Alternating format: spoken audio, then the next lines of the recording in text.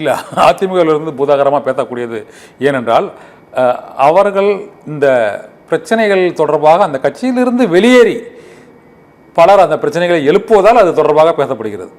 அந்த பலர் தினகரனோ, ஓ பன்னீர்செல்வமோ அல்லது செங்கோட்டையனோ, அன்வர் ராஜாவோ, மைத்ரேயனோ, மனோஜ் பாண்டியனோ ஒவ்வொருத்தரும் வரும்போது அது பேசப்படுகிறது. இது கட்சிக்குள் நடக்குது, பொது வெளியில் நடக்கக்கூடிய நிகழ்வுகள், அது அதற்குரிய முக்கியத்துவம் கொடுக்கப்பட்டு வருகிறது. அதில் பெரிய பாரபட்சமாக பார்த்து தான் பண்ணுறாங்க.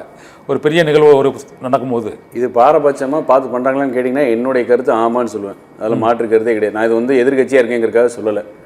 என்ன பாரபட்சமும் இதே நீங்கள் இப்போ கேட்கலாம், தொடர்ச்சியாக அஇஅதிமுகவில் தனக்கு இடம் இல்லை என்று நம்புவர்களெல்லாம் திமுகவில் பதவிகள் பெறுவது, திமுகவிற்காக உழைத்த தொண்டர்களை மனம் வருத செய்யாதான்னு ஒரு விவாதம் நடத்தி பாருங்களேன். இப்போ பார்க்கலாம், உங்களால் நடத்த முடியுதான்னு பாருங்க. முடியுமா? உண்மைதானே அது.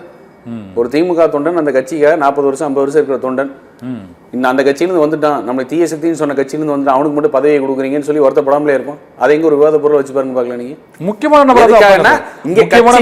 நடவடிக்கைகள் அதுக்காக வெளியேறப்பட்டவர்கள் இல்ல, முக்கியமான ஒரு தலைவரா இருந்தால் அல்லது ஒரு பொறுப்புல இருக்க தலைவரா இருந்தா எல்லா அளவீடு அளவுகோலும் இதுதான் சார். எப்படி தெரியுமா, ஒரு இயக்கத்தினுடைய கோவில் இன்னைக்கு சொல்றீங்களே மரியாதைக்குரிய செங்கோட்டையன் அவர்கள் அப்படின்னு, வயசுக்கு மரியாதை கொடுக்குறேன், மரியாதைக்குரிய செங்கோட்டையன் அவர்கள் விவசாயிகளின் கனவு திட்டம் 50 ஆண்டுகள் 60 ஆண்டும் அவினாசி அத்திக்கடவுங்கிற திட்டம், அதை நிறைவேற்றியவர் விவசாயியா இருந்தா எங்க எடப்பாடியார். அவருக்கு ஒரு பாராட்டு விழா. அங்க நான் போக மாட்டேன், அம்மாவோட படம் இல்ல அப்படிங்கிறாரு. சரி, கையில பச்சை குத்தி இருக்கிறேன், திமுக என்னை அப்பயே முத்துசாமி கூப்பிட்டாரு, கையில பச்சை குத்திரி கையை வெட்டிட்டா வர முடியும்னு கேட்டேங்கிற வீரவசனம் பேசினவர் தானே. அத அப்படி பேசினவர் தானே. இப்ப அதே கட்சியுடைய இடத்திற்கு அந்த இடம் தந்தது யாரு? எங்க புரட்சி தலைவரோட மரியாதைக்குரிய ஜானகி அம்மையார் அவர்கள் இல்ல. அந்த இடம் கோவில் எங்களுக்கு. அதை ஒருத்தர் அடிச்சு உடைச்சு நவுட்டி எடுத்திருக்கிறாரு. அவர் கூட போய் நின்றுட்டு இவரை கட்சியில சேர்க்கணும்னு சொல்லி ஒரு தவறான முன்னுதாரணத்துக்கு முன்ன போய் எப்படி நிக்க முடியுது அவரால்? ஒரு பொதுவான நிகழ்ச்சியில முன்னாள் கட்சியில இருந்த நிர்வாகிகிட்ட போய் இந்த பொதுவான நிகழ்ச்சி இதெல்லாம் ஊருக்கு வேணா கதை சொல்லலாம் சார். என்ன இந்த நேரத்திற்கு பொதுச் செயலாளர் வருகிறார் போகிறார், இந்த இடத்துல மாலை போட போறான்னு அந்த ஷெட்யூல் ஊருக்கே தெரிஞ்சுது.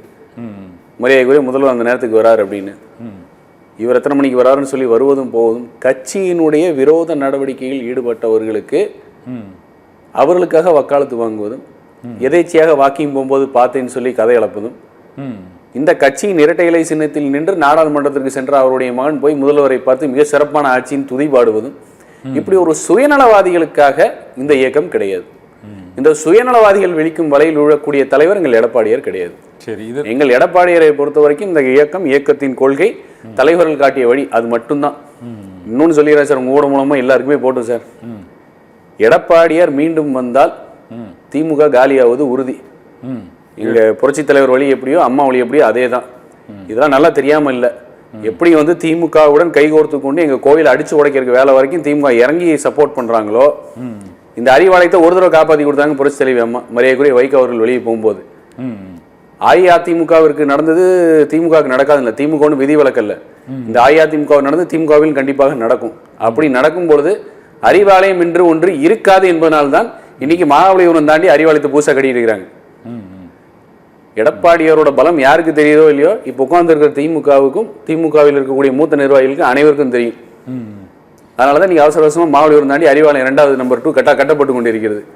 அதனால எடப்பாடியாரை பொதுவெளியில் யார் எப்படி எடை போடுறாங்களோ இல்லையோ திமுகவிற்கு தெரியும் எதற்காக கொள்கை பிடிப்புடன் இருக்கிறார், எதற்கும் சமரசம் செய்யாமல் எதற்கு இருக்கிறார்னு ஒரே ஒரு காரணம் தான். இயக்கத்தின் தலைவர்கள் காட்டிய வழியில் இந்த இயக்கத்தை கட்டி காப்பாற்ற வேண்டும், கொள்கை வழியில் நடக்க வேண்டும். தொண்டர்கள், இந்த இயக்கத்தை நம்பி இருக்கக்கூடிய தொண்டர்கள், தங்கள் வாழ்க்கையை அர்ப்பணித்த தொண்டர்கள் நலம் பெற வேண்டும். இதன் மூலம் மக்கள் நலம், இது மட்டும்தான் அவர் கையில் இருக்கு.